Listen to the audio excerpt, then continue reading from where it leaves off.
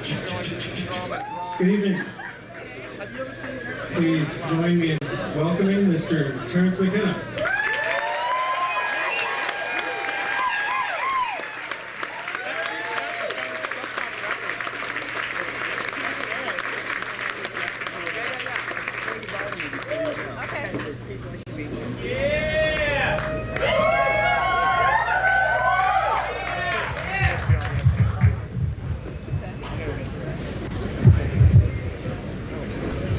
How's that?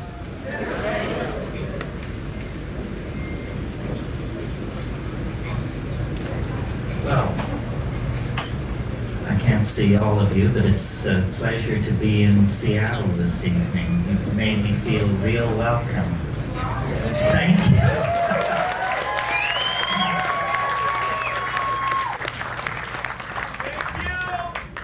Before I get started, I want to thank some people who made this possible. First of all, I want to thank Bruce Pavitt for his friendship and vision and patronage. I'd like to thank Jared and Alex. I'd like to thank HPX and Anodyne. These are the people responsible for the visuals. I'd like to thank John, who's responsible for the ambient background, if there is one. And Dean Chamberlain, who took the amazing photographs of Albert Hoffman and Tim Leary and myself. Other people, be sure and check out his photographs. The guy is a major talent. Okay, so much for all of that. I hope you all got the brochures which were available this evening, which indicate major events in the psychedelic community to come. One in Mexico that's become legendary over the years, and one dedicated to psychedelic artists that will occur in Hawaii this September, that is a new experiment in an effort to expand the dialogue on psychedelics, to bring artists out of the closet and to force a confrontation on the issue of the impact of psychedelics on creativity.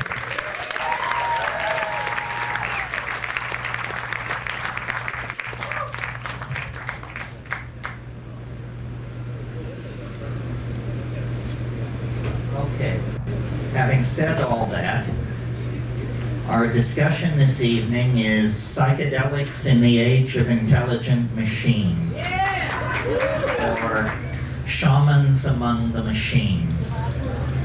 And I wanted to talk about this simply because these are two of my great loves, and so I assume, being monogamous, they must be one love. So how to build intellectual bridges between these two concerns, which seem so different. As far as people and machines are concerned, it was Ludwig von Bertalanffy, I think, who said in his book General Systems Theory, he said, people are not machines, but in every opportunity where they are allowed to behave like machines, they will so behave. In other words, we tend to fall into the well of habit. Though the glory of our humanness is our spontaneous creativity, we too, as creatures of physics and chemistry, of memory and hope, tend to fall into repetitious patterns.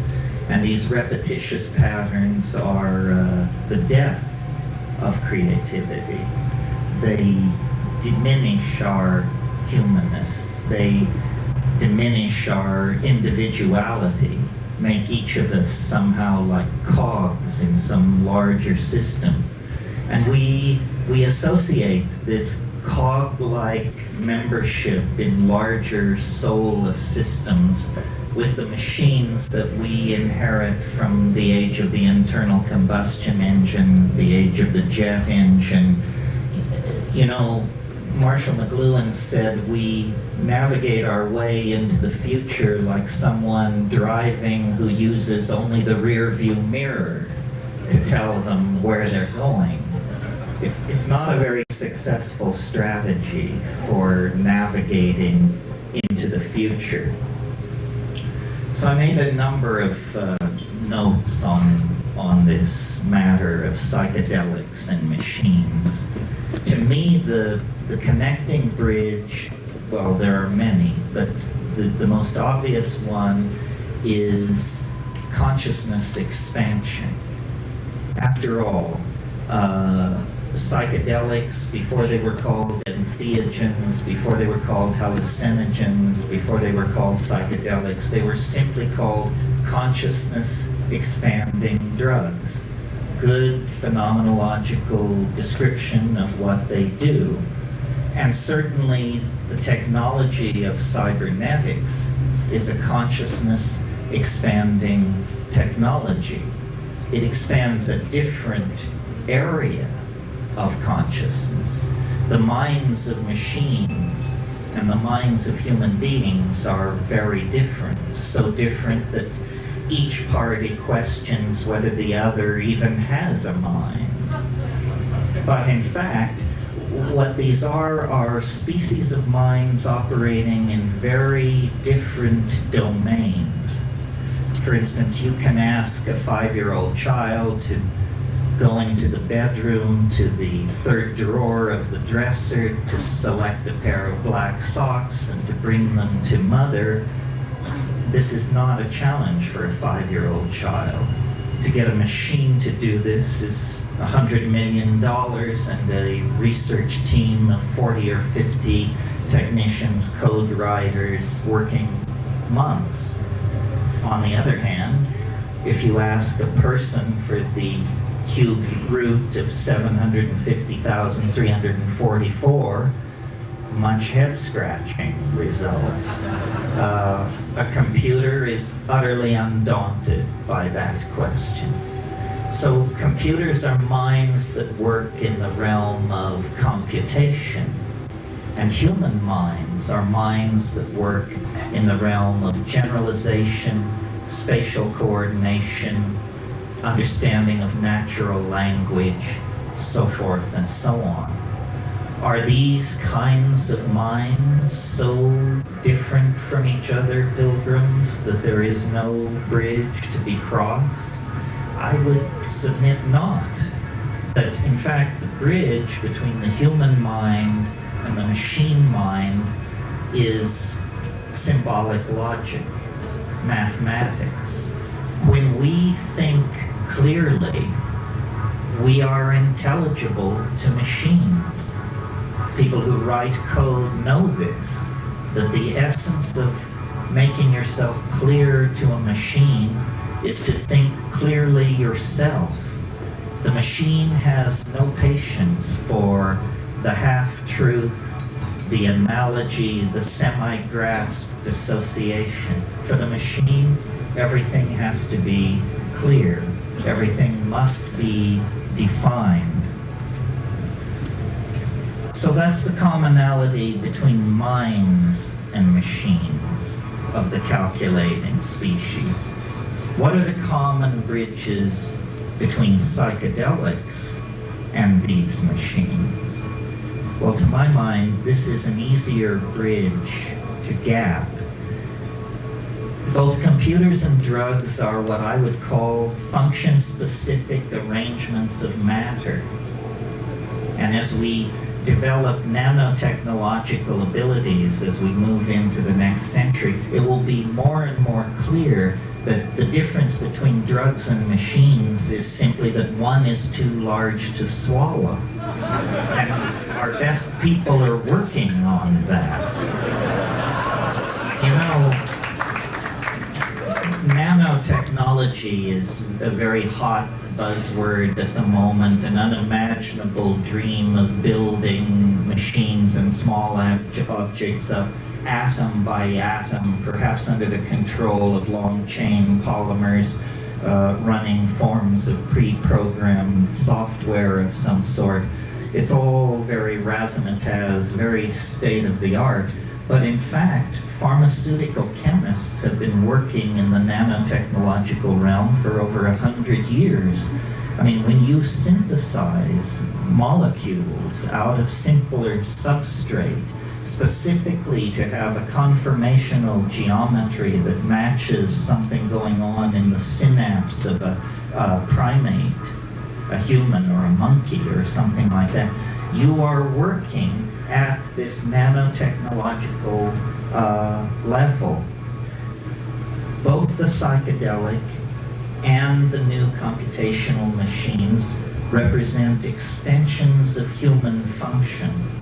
And this is really close to the nub. It locks in with the concept of prosthesis. The drugs, the psychedelic substances, the shamanic plants are forms of prosthetic devices for extending the human mind, the human perceptual apparatus into hidden realms or inaccessible realms. Similarly, the machines, by allowing us to model, calculate, and simulate very complicated multivariable processes, extend the power of the human mind into places it could never dream of going before. And part of what seems to me very real about being a human being and inheriting 10,000 years of human history is the complexity of the inheritance and the growth of that complexity. 1,000 years ago, an intelligent human being could actually dream of mastering the entire database of Western civilization. Read all the classic authors, read the Bible, and you're closing in on it around AD 1000. Now the notion of any single human being assimilating even a small portion of the database of this civilization is inconceivable. So machines which filter, which search, which are guided by human intent, that's part of the story. The other part of the story are boundary-dissolving states of ecstasy in which all the factoids of the culture are thrown up for grabs. The deck is reshuffled, synchronicity rules, and out of that steps visionary understanding, breakthrough, integrative breakthrough under the aegis of psychedelic intoxication.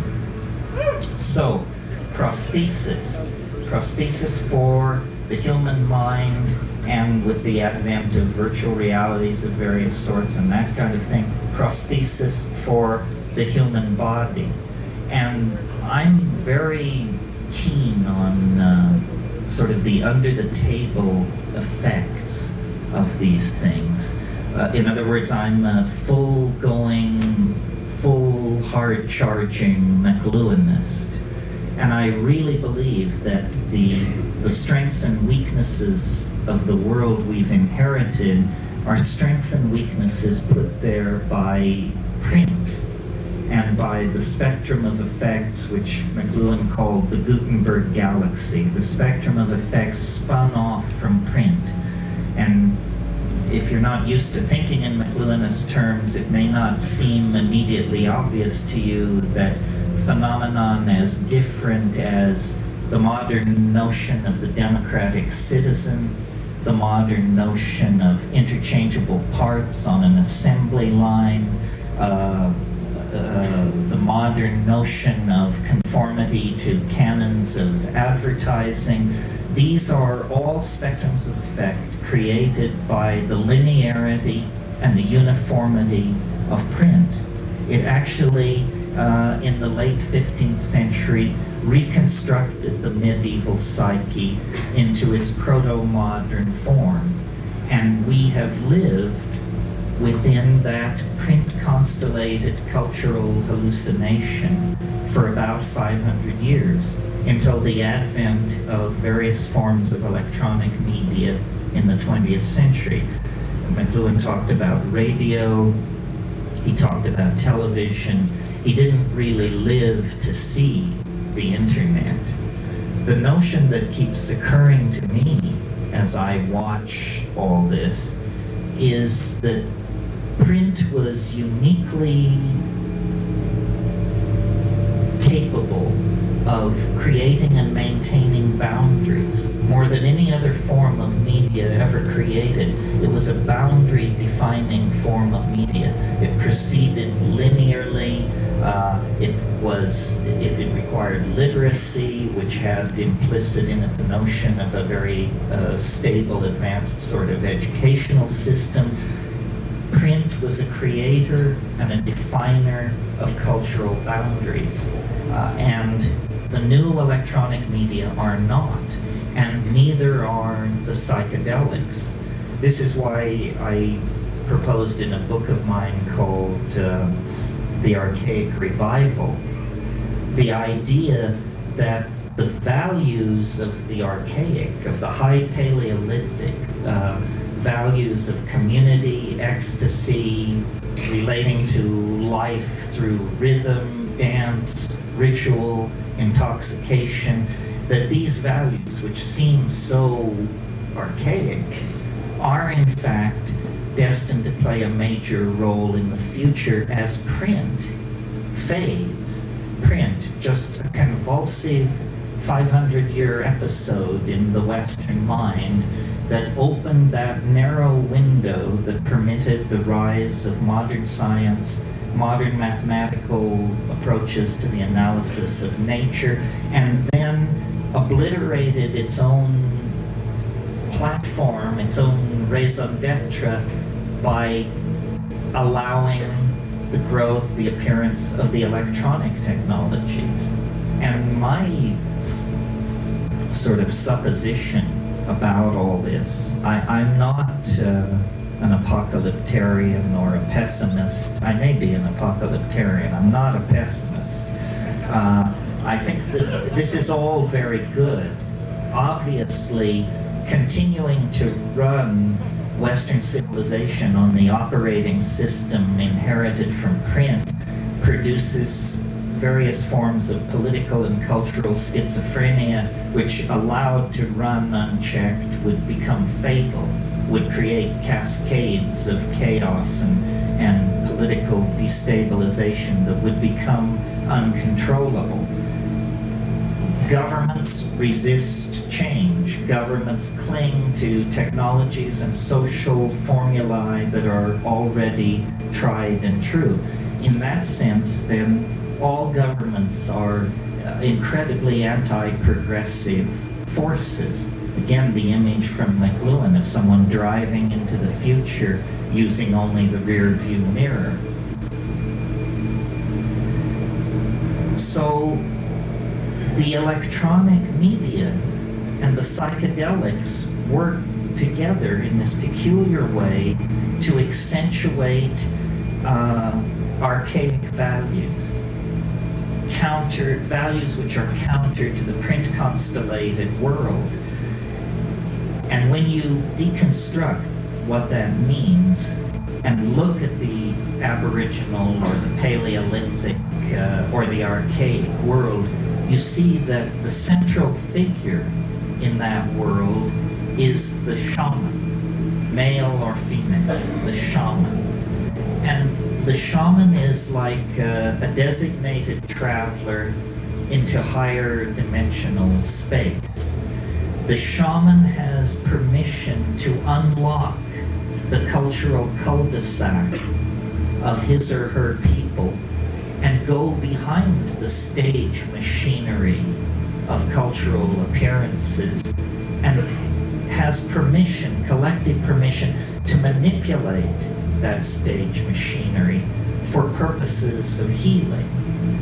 We have no institution like this. I mean, we have advertising, we have rock and roll stars, we have cults of celebrity, we have things which are shaman-like, but we have no real institution that permits human beings, in fact, encourages human beings to go beyond their cultural values, to burst through into some transcultural superspace, forage around out there, and bring new means back into the tribe. To some degree, our artists do this. To some degree, our scientists do it. But it's all hit and miss. It's all willy-nilly. And once achieved, it must be swept under the rug in the service of the myth of method, that somebody was following somebody else's work, or somebody was applying a certain form of rational or logical analysis, and that led to their breakthrough. If you've read Thomas Kuhn's book on the structure of scientific revolution, you know this is all lies and propaganda. The real story of science is that it's a series of revelations, brilliantly defended by people whose careers depended on the brilliant defense of those revelations. One of the best kept secrets of the birth of modern science is that it was founded by an angel. That the young René Descartes was whoring and soldiering his way across Europe as a 21-year-old in a Habsburg army, and one night in the town of Ulm in southern Germany, he had a dream. Strange that this would be the birthplace of Albert Einstein some 200 years later. But Descartes had a dream, and an angel appeared to him in the dream, and the angel said, "The conquest of nature is achieved through measurement and number." And he said, "I got it, modern science, I'll go do it." And he did. And that was the method for over 250 years of the conquest of nature. And it leads us, to the Josephson Junction, the Mars Global Surveyor, long base interferometry that searches nearby stars for Earth-like planets. It brings us the entire cornucopia of scientific effects, but an angelic revelation disguised as a logical philosophical breakthrough. This is what you're not told in the academy. So my point there is, human progress has always depended on the whispering of alien minds, confrontations with the other, probes into dimensions where imagination and chance held the winning hands. So the shaman, as a paradigmatic figure, is applicable both in the Aboriginal social context and in the present social context. The Skywalker, the one who goes between, the one who passes outside of the tribe and then returns with means, insights, cures, designs, glossolalia, technologies, and re-fertilizes the human family by this means. It's irrational, but it's how it actually happens, and it's how it's always happened, and it may very well be the only way that it can happen. This cultivation of the irrational, this flirtation with the breakdown of boundaries. So now, in our nuts and bolts technological progress, we have somehow created technologies which are very friendly to our social values, in that these technologies can be bought, sold, licensed, upgraded, all things which we understand. But these technologies are acting on us in the same way that psychedelic drugs do, but more profoundly, more generally, and more insidiously, because their effect is not understood, or if it is understood, it's not discussed. And so in a way we have come into a kind of post-cultural phase.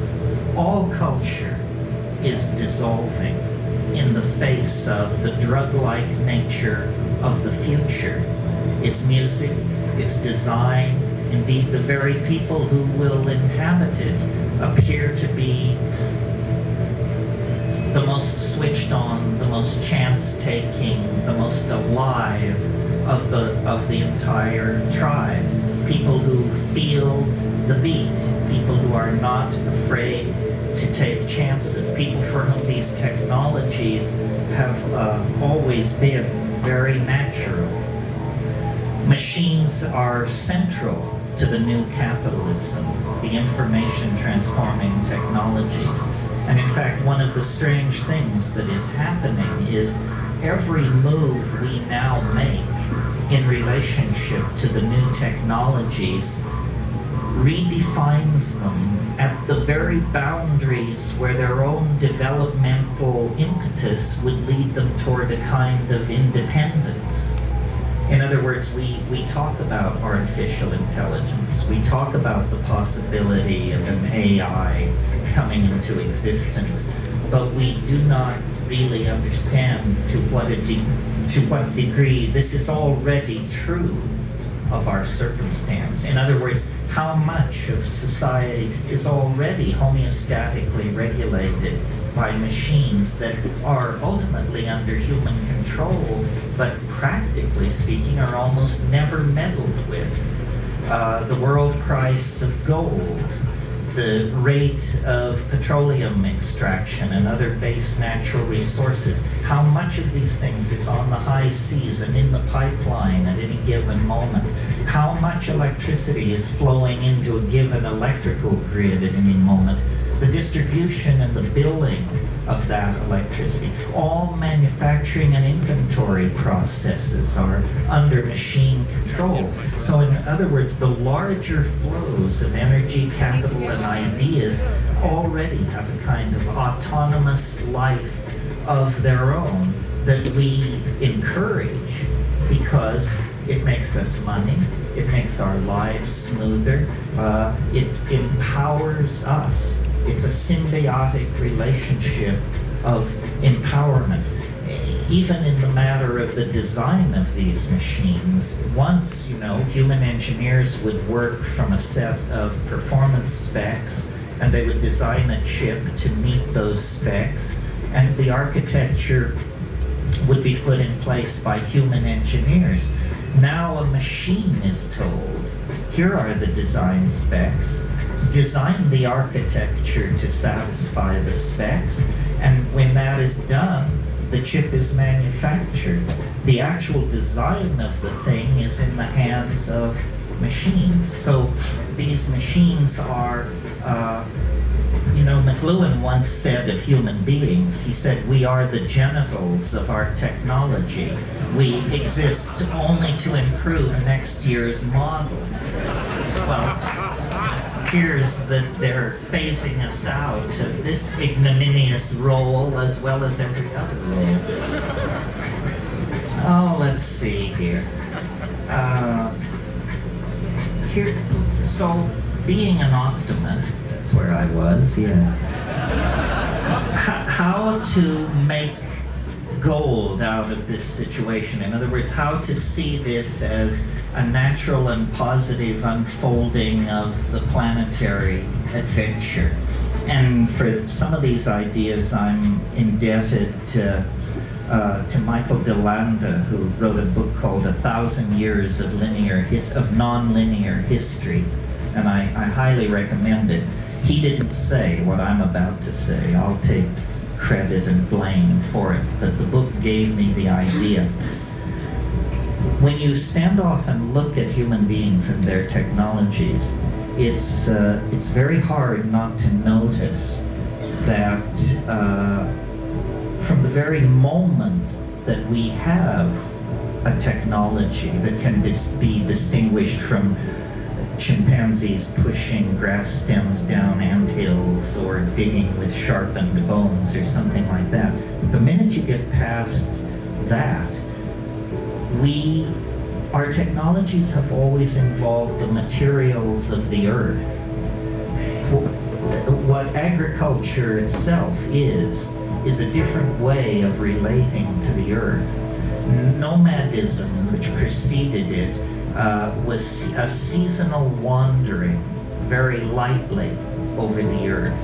And at some point, the deep fertile soil of the river valleys that were encountered in these nomadic wanderings were recognized as potential sources of food if cultivated, if treated through a certain set of technological methods. So that early technology is defined by a new relationship to the materials of the earth itself.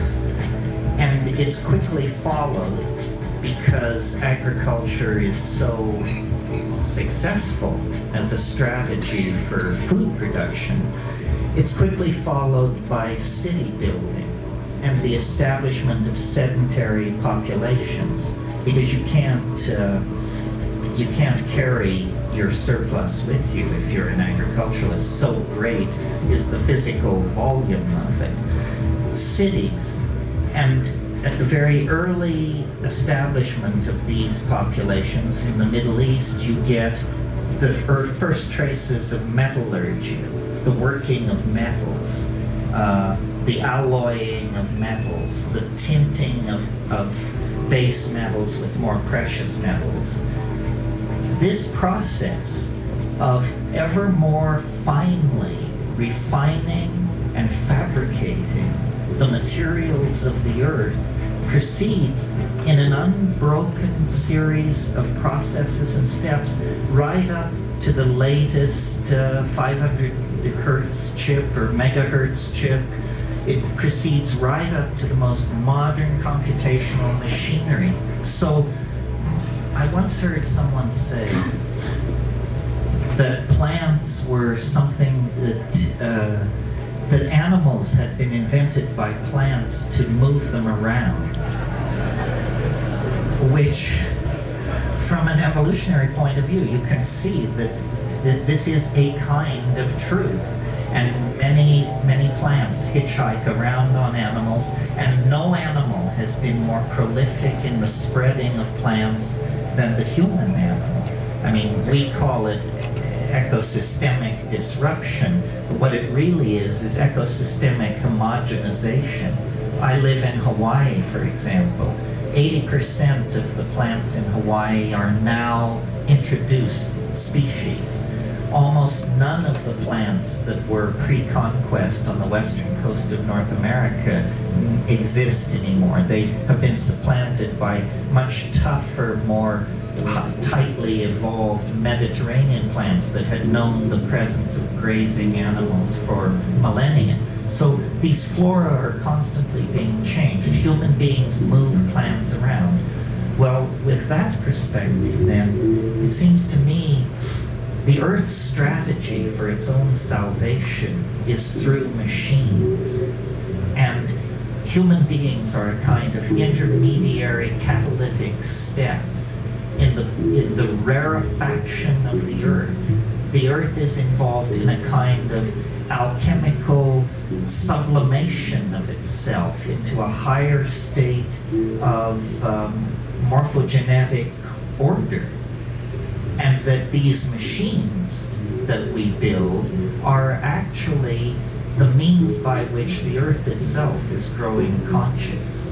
You know, if you study embryology, you know that the final ramification, the final spread and thinning out of the nervous system happens very suddenly at the end of fetal development.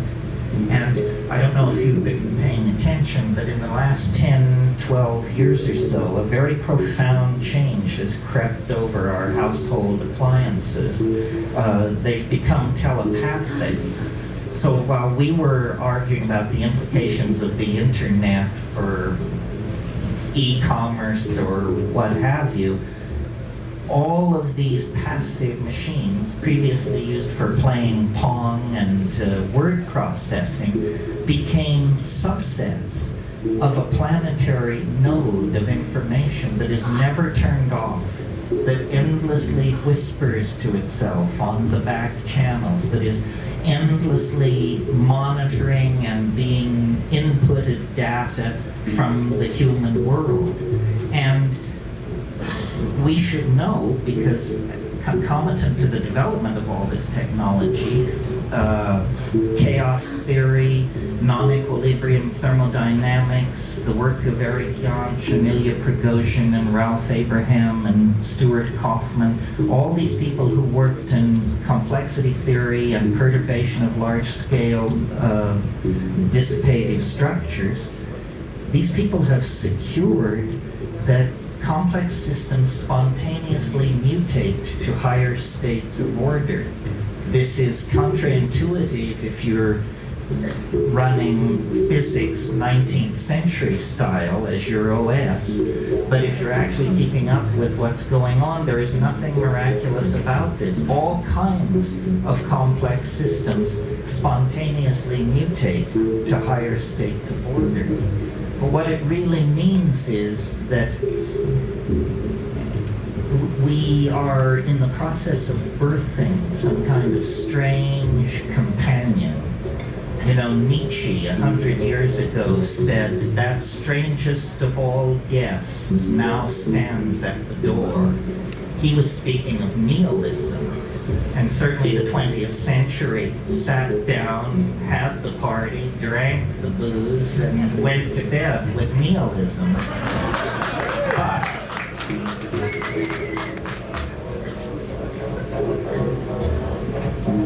now a stranger guest stands at the door, and it is the AI, denied as a possibility as recently as 10 or 15 years ago in books like Hubert Dreyfus's What Computers Can't Do. But if you've been paying attention, you may have noticed those voices have grown strangely silent in the past 5 or 6 years. At this point, nobody wants to say what computers can't do and hang their career on that. I mean, that would be extremely reckless at this point, I would think. Because the fact is, we are ourselves elements acting and reacting in a system that we cannot understand. This seems natural to me because my observations, as stated here this evening, rest on an assumption which science doesn't share, but which I think is easily conveyed, and you can confirm it from your own experience of life, and it is this, that the universe grows more complex as we approach the present. It was simpler 1,000,000 years ago, it was simpler yet 1,000,000,000 years ago. As you go backward in time, the universe becomes more simple. As you approach this golden moment, process, complexity is layered upon complexity. Not only a planetary ecosystem, not only language-using cultures, but language-using cultures with high technology, with supercomputers, with the ability to sequence our own genome, on and on and on. That's self-evident. Equally self-evident is the fact that this process of complexification that informs all nature on all levels is visibly, palpably, obviously accelerating.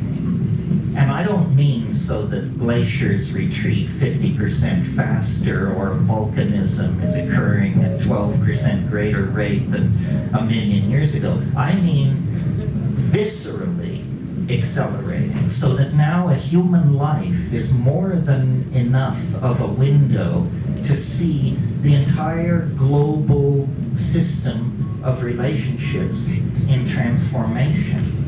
Well, I guess you could call me an extrapolationist. If I see a process which has been slowly accelerating for 12 billion years, it's hard for me to imagine any force which could step forward out of nowhere and wrench that process in a new direction. Rather, I would assume that this process of exponential acceleration into what I call novelty, what you might call complexity, is a law of being and cannot be retarded or deflected. But what does that mean? Because now a human lifetime is more than enough time to see this process of rampant and spreading virus-like complexity. What does it mean? It seems to presage the absolute annihilation of everything familiar, everything with roots in the past. And I believe that to be true. I think that the planet is like some kind of organism that is seeking morphogenetic transformation, and it's doing it through the expression of intelligence and out of intelligence technology. Human beings are the agent of a new order of being. That's why, though it's obvious that we're higher mammals and some kind of primate and so forth and so on, you can look at us from another point of view and see that we're more like archangels than primates. We have qualities and concerns and anxieties that animals don't share. We are mercurially suspended between two different orders of being, and our technologies, our fetishes, our religions, and my definition of technology is sufficiently broad that it includes even spoken language. All of our technologies demand, push forward toward, and make inevitable their own obsolescence. So we are like caught in an evolutionary cascade. And people say, well, if the AI were to break loose, what would it look like? What would it be? Where does humanity fit into the picture? It's a little hard to imagine. Machines operating at 1,000 megahertz confer automatic immortality on the mammalian nervous system if you can get it somehow uploaded, downloaded, cross-loaded into machinery, because 10 minutes becomes eternity in a machine like that. So a kind of false or pseudo immortality opens up ahead of us as a kind of payoff for our devotion to the program of machine evolution and machine intelligence. Now, some people say this is appalling, and we should go back to the good old days, whatever the good old days were. To me, it's exhilarating, exciting, psychedelic, beautiful. It means that the human form, the human possibility is in the process of leaving history behind. History is some kind of an adaptation that lasts about, pick a number, 10,000, 15,000, 20,000 years, no more than that. Well, what is 20,000 years in the life of a biological species? We know that there were Homo sapiens sapien types 200,000 years ago. So history is some kind of an episodic response to a certain set of cultural dilemmas, and now it's ending. And print created a number of ideas which now have to be given up. Ideas like the distinct nature, the distinct and unique nature of the individual, the hierarchical, the necessary hierarchical structuring of society. All of these things are going to, if not have to be given up entirely, dramatically modified, because the illusion that the self has simple location is now exposed. The self does not have simple location. This is why you are your brother's keeper. This is why we all are responsible for each other.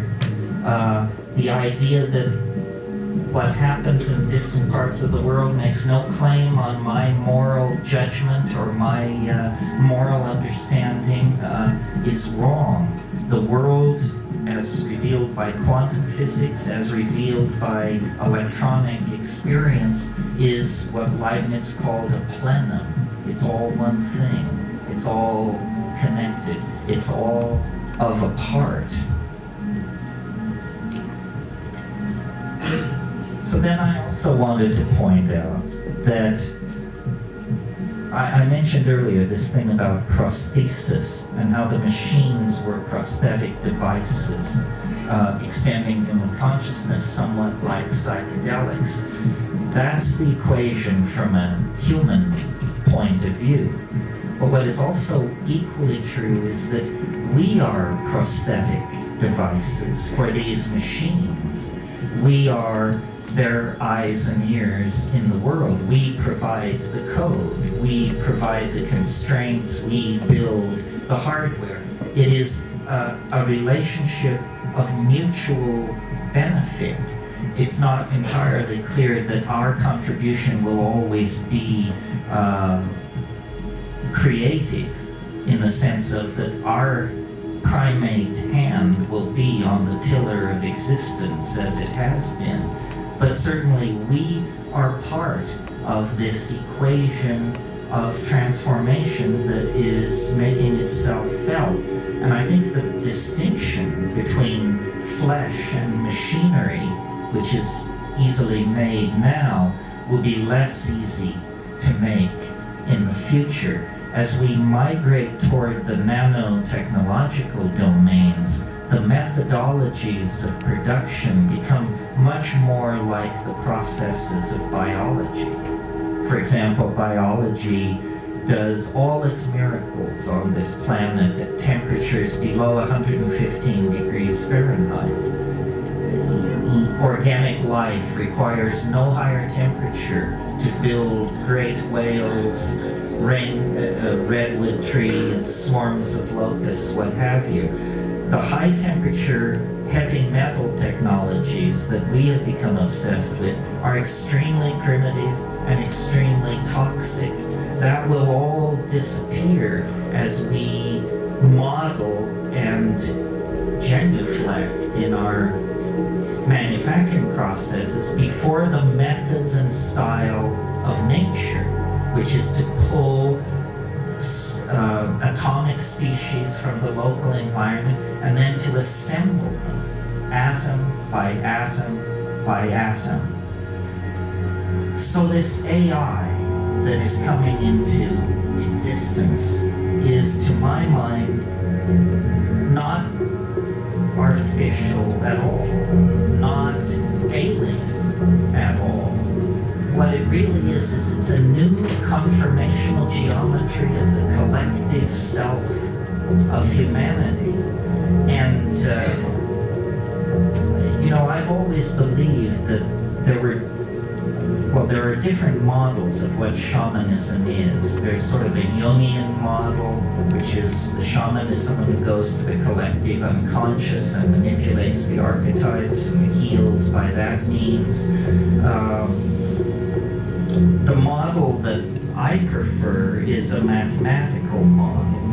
The shaman is someone who simply, through extraordinary perturbation of consciousness, either through taking plant hallucinogens or manipulating diet or through flagellation and ordeal or by some means, perturbs consciousness to the point where the ordinary conformational geometries are blasted through, and then the shaman can see into the culturally forbidden zones of information. And if you think about shamanism for a moment, what do shamans do? Classically, they know where the game has gone. They are great weather prophets.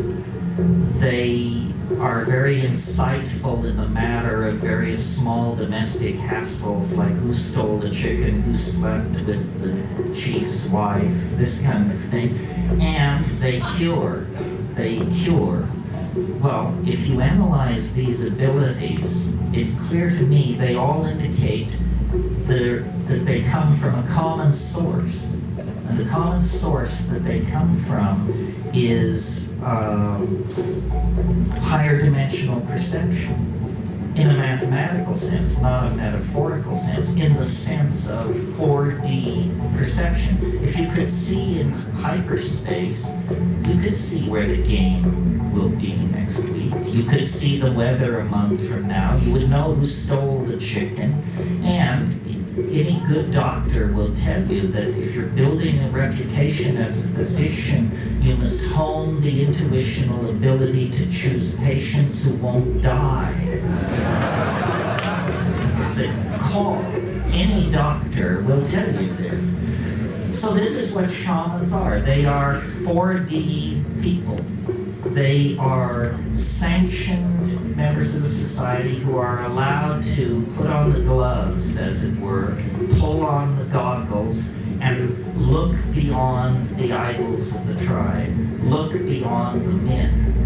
Well, in a way, as culture breaks down, in multiculturalism and the rise of the internet and a generation of people raised on hallucinogenic plants and substances, we all are asked to assimilate some portion of this shamanic potential to ourselves. And it's about not blocking what is obvious. Nothing comes unannounced. I mean, this is the faith. Nothing comes unannounced, but idiots can miss the announcement. So it's very important to actually listen to your own intuition rather than driving through it. And this is not, to my mind, woo-woo. It's actually based on the observations of how life works, whether it's counterintuitive to logical positivism and its fellow travelers or not. Then I want to leave you with just one last thought on all of this, which is, and this sort of harks back to the question of the similarities between the machines and the plants. And it's I'm sure you've heard this, I've heard it, it has different levels of being said and being heard. It's that the world is actually made of language. It isn't made of electrons and fields of force and scalar vectors and all of that fancy stuff. The world is made of language. The word is primary, more primary than the speed of light, more primary than any of the physical constants that are assumed by science to be the bedrock of reality. Below that, surrounding and enclosing all those constructs of science is language, the act of signifying. And virtual reality is a very sexy, new sort of concept as normally presented. Machine-sustained immersive realities that trick your senses into believing you're in a world that you are in fact not in. But in fact, the entire enterprise of civilization has been about building these virtual realities. The first virtual realities were at Ur and Shanadar and Çatalhöyük and Jericho. Yes, stone and adobe is an intractable material compared to photons moving on a screen. But nevertheless, the name of the game is the same, which is to cast an illusion between man and reality, to build a cultural truth in the stead of the natural truth of the animal body and the felt moment of immediate experience. And this is where I want to tie it up with this notion of the felt presence of immediate experience. This transcends the culture, the machines, the drugs, the history, the momentum of evolution. It's all you will ever know and all you can ever know is the felt presence of immediate experience. Everything else arrives as rumor, litigant, advocate, supposition, possibility. The felt moment of immediate experience is actually the mind and the body aware of each other and aware of the flow of time and the establishment of being through metabolism. And this, I think, is what the machines cannot assimilate. It will be for them a mystery as the nature of deity is a mystery for us. I have no doubt that before long there will be machines that will claim to be more intelligent than human beings and will argue brilliantly their position.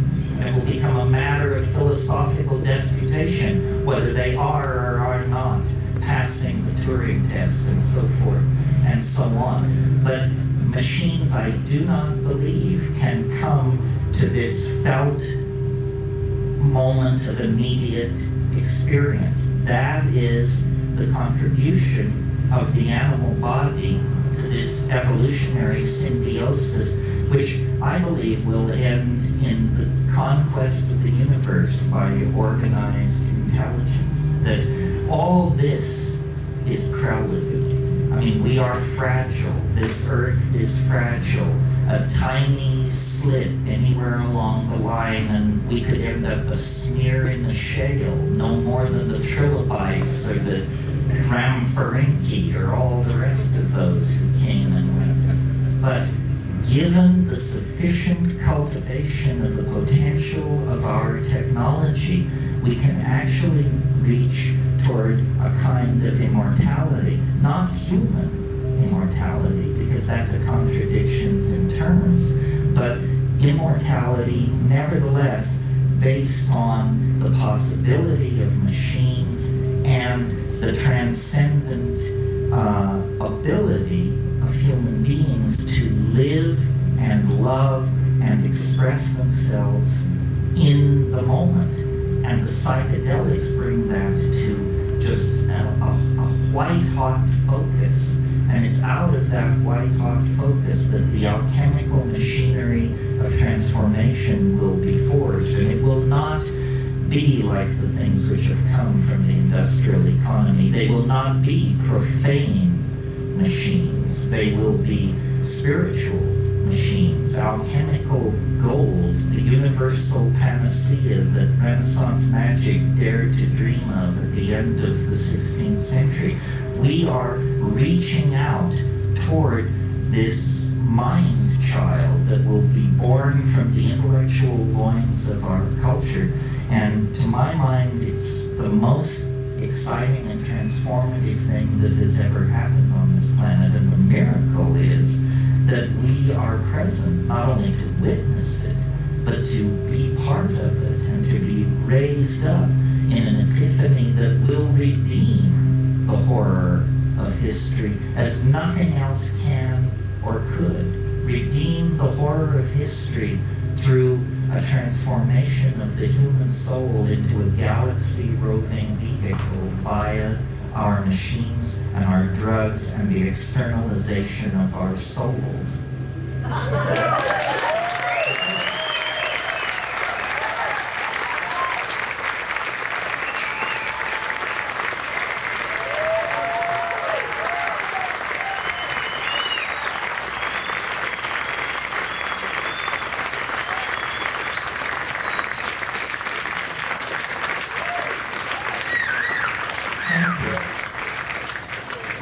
There could have been more jokes. You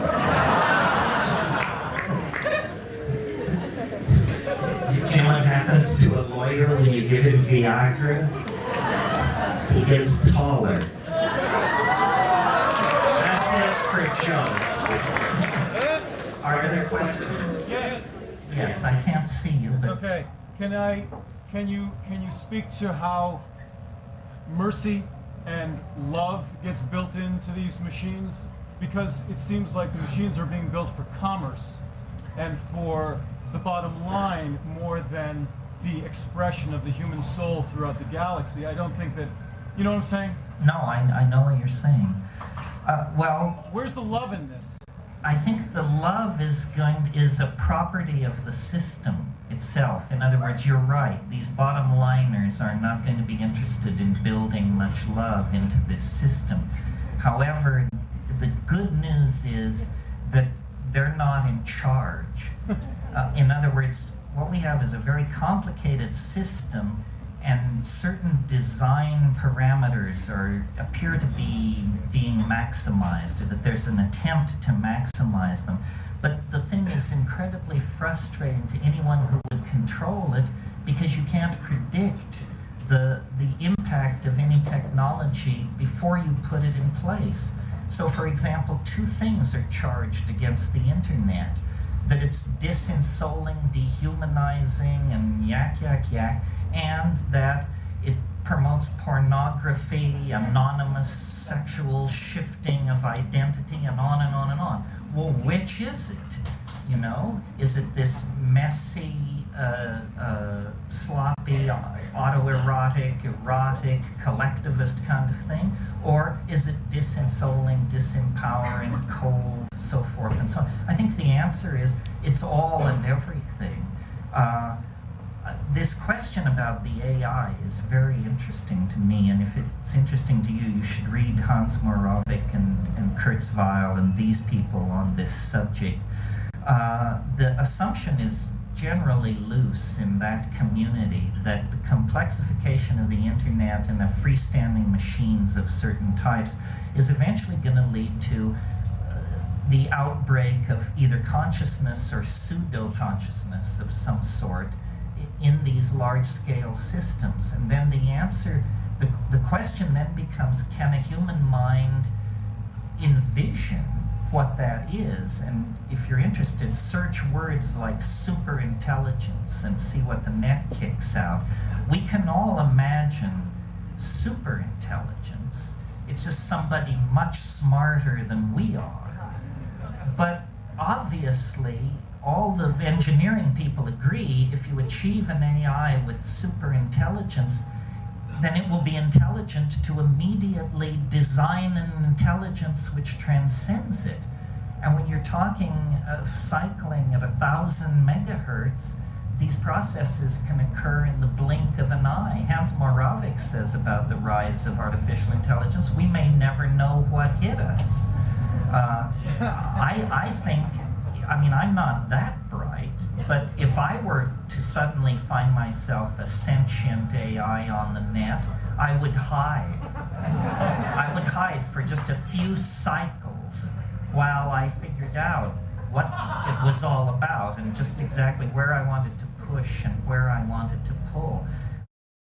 Could there be time travel a la H.G. Wells, where, you know, you climb onto the saddle of the time machine and then day follows night like the flapping of a great black wing until all merges into a continuous grayness, and then you know, find yourself confronting Yvette Mimeo in the year 1 billion AD or something like that? It's possible. I mean, time travel was completely out of left field 10 years ago. In the last 18 months, there have been hundreds of articles of time travel in Physical Review and other places. There are even schemes for time travel that would work.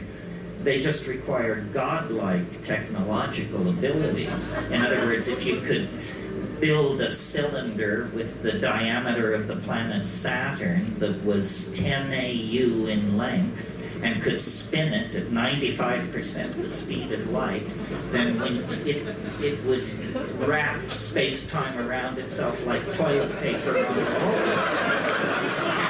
As you traveled up the transverse dimension, you would find yourself traveling in time. Kurt Gödel showed this in 1949, and that paper has been lying around.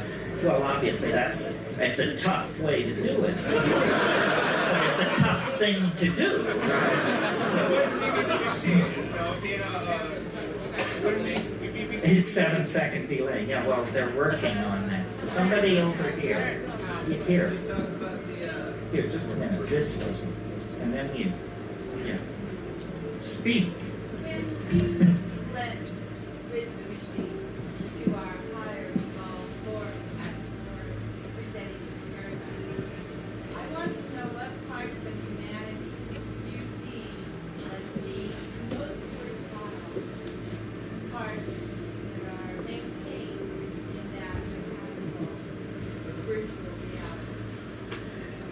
Well, you know, in William Gibson's fiction, The AI Wintermute, I think it was called, it was fascinated by human art. And it built collages in its spare time. And these collages began to turn up in various art galleries and exhibitions. And they had such a touch, such a elan, that someone in the plot follows it all to its source. I think human creativity is the thing that will be most interesting to the machines. In my darker fantasies, they just, you know, eliminate everybody who can't code C++ as being, you know, some kind of redundant mutation. And then everybody who can code C++ is placed in Tahiti and sends their work down the pipeline to the machine world beyond. I really think that we have a very, dare I say it, mechanistic view of what machines are. For example, so say there were a super intelligent machine and say it were your friend. Well, if it were really super intelligent, then it ought to be able to just make your life heaven itself. In other words, without you giving it any input whatsoever, it should be able to arrange for you to find $50 bills lying on the street, old friends encountering you, promotions coming your way. Because the real thing that machines can do, I think, is manage complex processes. And what civilization is 6 billion people trying to make themselves happy by standing on each other's shoulders and kicking each other's teeth in. It's not a pleasant situation.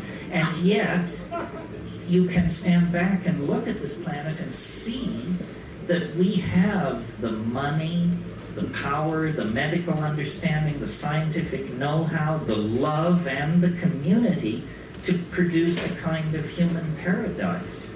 But we are led by the least among us, the least intelligent, the least noble, the least visionary. We are led by the least among us, and we do not fight back against the dehumanizing values that are handed down as control icons. This is something, I mean, I don't really want to get off on this tear because it's a lecture in itself, but culture is not your friend. Woo! Culture is for other people's convenience and the convenience of various institutions, churches, companies, tax collection schemes, what have you. It is not your friend. It insults you. It disempowers you. It uses and abuses you. None of us are well treated by culture. And yet we glorify, you know, the creative potential of the individual, the rights of the individual. We understand the felt presence of experience is what is most important, but the culture is a perversion. It fetishizes objects, it creates consumer mania, it creates endless forms of false happiness, endless forms of false understanding in the form of squirrely religions and silly cults. It invites people to diminish themselves and dehumanize themselves by behaving like machines, meme processors of memes passed down from Madison Avenue and Hollywood and what have you. How do we fight back? It's a question worth answering. Same question as how do we fight back? I think that by creating art, man was not put on this planet to toil in the mud. Or the God who put us on this planet to toil in the mud is no God I want to have any part of. It's some kind of Gnostic demon. It's some kind of cannibalistic demiurge that should be thoroughly renounced and rejected. By putting the art pedal to the metal, we really, I think, maximize our humanness and become much more necessary and incomprehensible to the machines.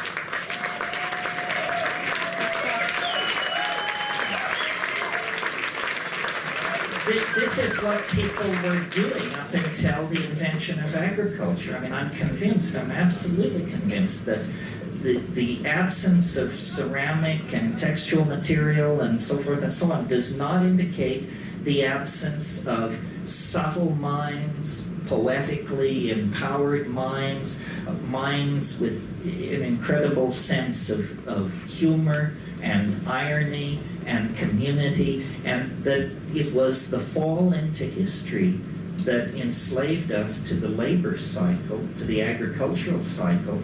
And notice how fiendish it is.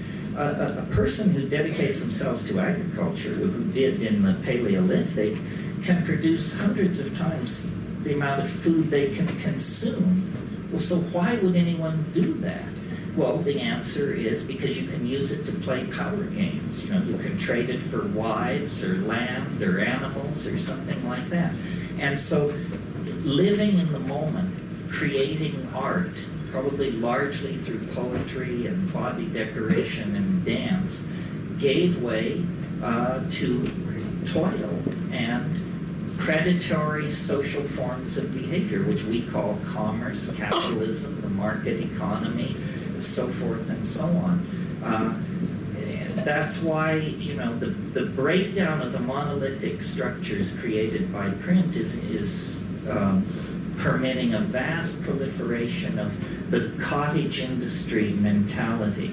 The self-employed artist, the hacker who stays home and develops his or her software, people who dare to be independent and slip beyond the reach of these dinosaur-like mechanistic organizations. That's what it's all about. It's all about trying to create trying to negotiate a cultural standoff between you and your culture so that it will not put you in the can for the rest of your life, but you can put up with its stupidity. And, you know, we have a very uncomfortable fit on this issue, especially as people like you know who are sophisticated about psychedelics. I mean, this is a society, a world, a planet dying because there is not enough consciousness, because there is not enough awareness, enough coordination of intent to problem. And yet we spend vast amounts of money stigmatizing people and substances that are part of this effort to expand consciousness, see things in different ways, unleash creativity. Isn't it perfectly clear that business as usual is a bullet through the head? That there is no business as usual for anybody who's interested in survival.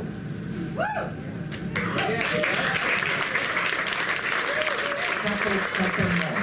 Over here, I promised this person. Are you still interested? Can you talk about psychedelics and their role as it pertains to the missing link between the ape and... Oh, what a wonderful question. Yes. The question is, how do psychedelics pertain basically to the transition from higher primates to human animals? This is my métier because I have a theory to which I am grandly welcome, everyone tells me. But a theory of evolution, and I'll give it to you very briefly. It's simply this, that the great embarrassment for evolutionary theory, which can explain the tongue of the hummingbird, the structure of the orchid, the mating habits of the groundhog, and the migration of the monarch butterfly. Nevertheless, the great embarrassment to evolutionary theory is the human neocortex. Lumholtz, who's a pretty straight evolutionary biologist, described the evolution of the human neocortex as the most dramatic transformation of a major organ of a higher animal in the entire fossil record. Well, why is this an embarrassment? Well, because it's the organ that thought up the theory of evolution. So, you know, can you say tautology? That's the problem right there.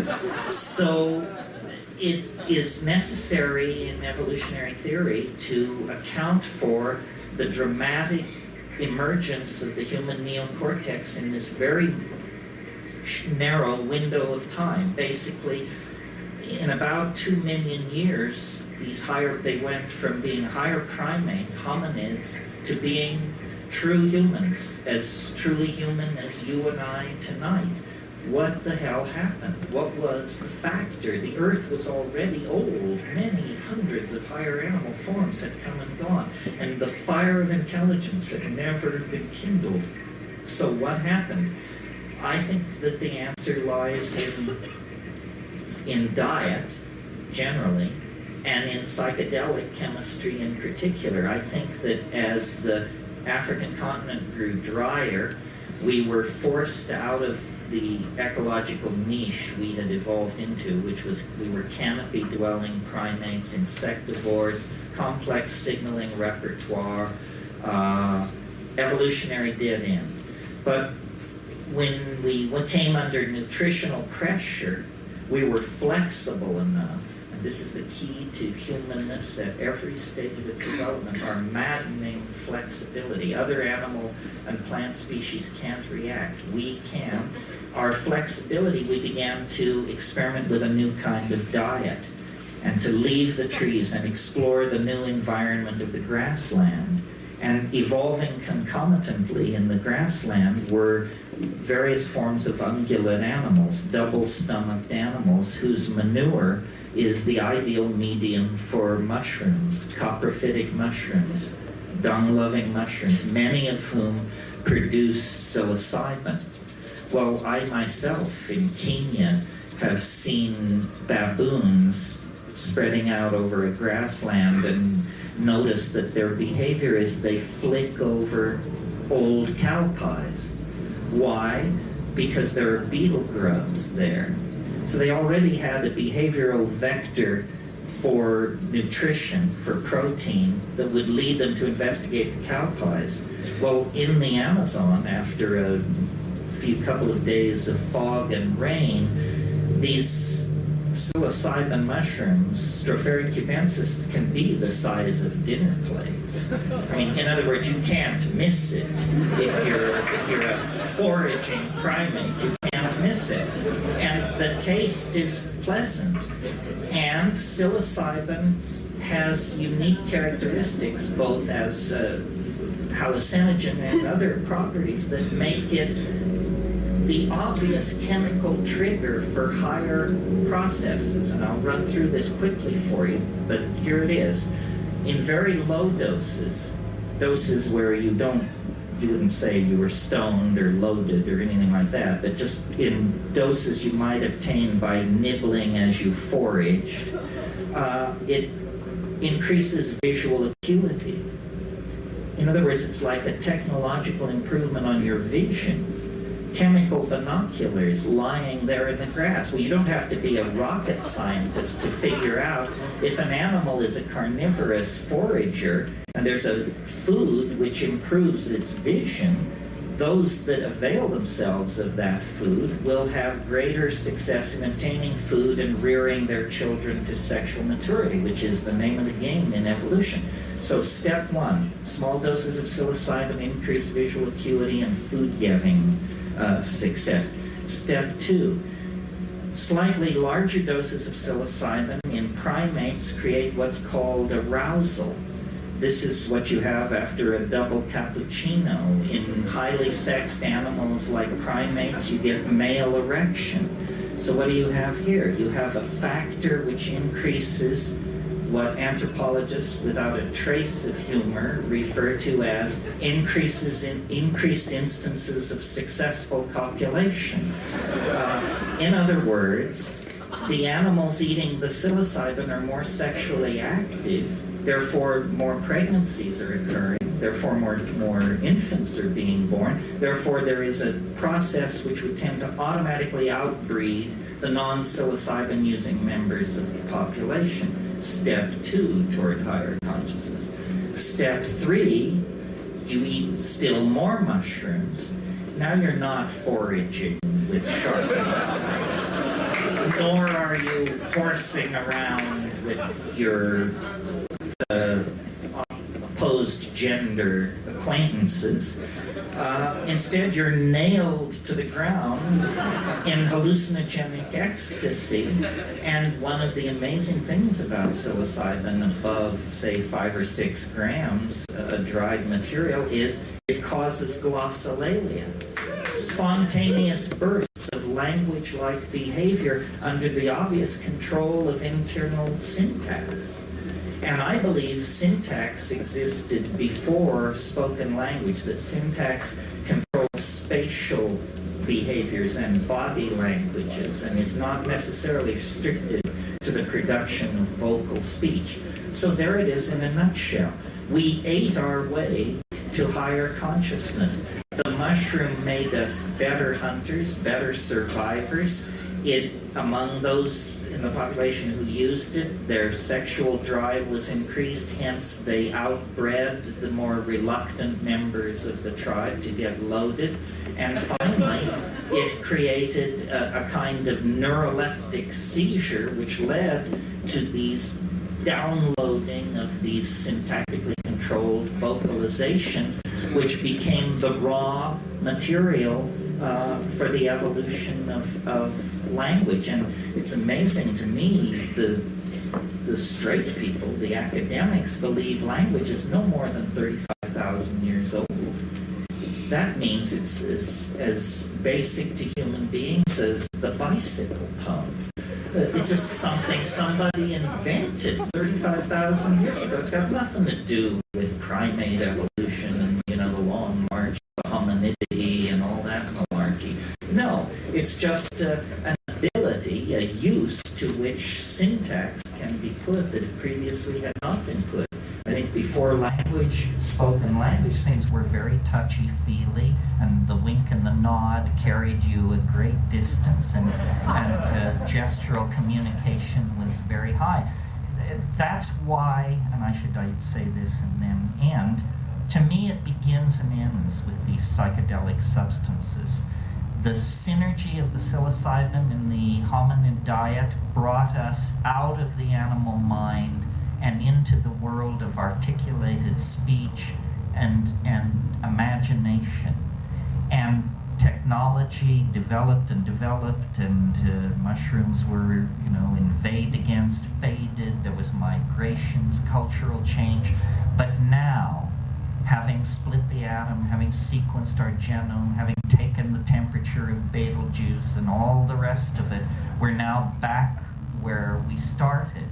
And like the shaman who makes the journey into the well of darkness and returns with the pearl of immortality, you don't dwell in the well of darkness, which was human history. You capture the essence of the thing, which is the godlike power of the shaman smith, the technologist, the demon artificer, the worker of metals, the conjurer of spirits, and you carry that power back out of history, and it's in that dimension, outside of history, that you create true humanness and true community. And that's the adventure that we are in the act of undertaking. Thank you very, very much.